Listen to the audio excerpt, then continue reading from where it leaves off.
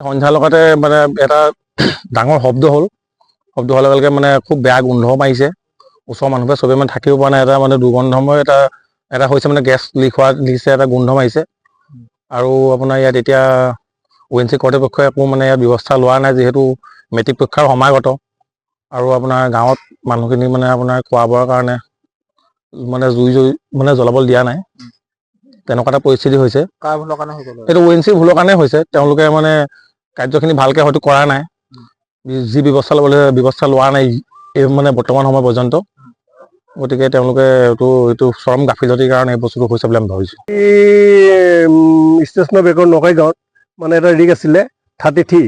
ৰিকটো প্ৰায় 5:30 বজাত এটা ডাঙৰ শব্দ কৰি বস্তুটো ব্লাষ্ট হৈ গ'ল। ব্লাষ্ট হৈ যোৱাৰ পিছত মই আহিলোঁ, OC লে ফোন কৰিলোঁ। OC চালে, ফোন কৰাৰ পিছত আহি পালোঁ যে একদম ধুঁৱলি অৱস্থা হৈ গ'ল। গোটেই গাঁৱৰ মানুহখিনিক মই ক'লোঁ যে আপোনালোকে জুই আৰু চিলিণ্ডাৰ সম্পূৰ্ণকৈ আঁতৰাই হেৰি কৰি দিয়ক, আঁতৰি থাকক। আঁতৰাই দিলে আৰু মানুহখিনি বাহিৰলৈ ওলাবলৈ ক'লে OC যায়। বাহিৰলৈ ওলাই পিছত মানে ONGC মানুহ আহি যিখিনি কৰিলে অফ কৰি দিলে। অফ কৰি দিয়াৰ পিছত বস্তুটো এতিয়া আমাৰ নিৰাপত্তা এটা হৈছে, হ'লেও আমাৰ বহুত ক্ষতিপূৰ্ণ হৈছে। কিন্তু এই গাঁওখনত কি হ'ব কাইলৈহে গম পোৱা যাব। নিৰাপত্তা ব্যৱস্থাটো নাই নেকি? ইয়াত কোনো চিকিউৰিটি কোনো ডিপাৰ্টমেণ্টে দিয়া নাই। মই 3 দিন কাম কৰিছিলোঁ ইয়াত। কৰাৰ পিছত মোক আঁতৰাই দিলে। আঁতৰোৱাৰ পিছত মানে এতিয়া একেলগে কোনো মানে ব্যৱস্থা লোৱা নাই। কিয় আঁতৰাই দিলে আপোনাক? মোক আঁতৰাই দিলে মানে মই লোকৰ এজন পৰমা দত্ত বৰাত তেখেতৰ আণ্ডাৰত মই কাম কৰিছিলোঁ। ইয়াত মানে নতুন এপইণ্টমেণ্ট নোহোৱাৰ কাৰণে মোক আজি মানে আঁতৰাই দিয়া। অক্টোবৰত আঁতৰাই দিলে। অক্টোবৰৰ পৰা এতিয়া কোনো লোকেল চিকিউৰিটি বা ডিপাৰ্টমেণ্টৰ চিকিউৰিটি কোনো নাই। নোহোৱাৰ কাৰণে মই VDBৰ কাৰণে মই মানে বস্তুটো তদাৰক কৰি থাকোঁ। মাজে মাজে কেতিয়াবা লাইট নজ্বলে মই চাবলৈ আহোঁ। সেইদিনা OC চালে ফোন কৰিছোঁ।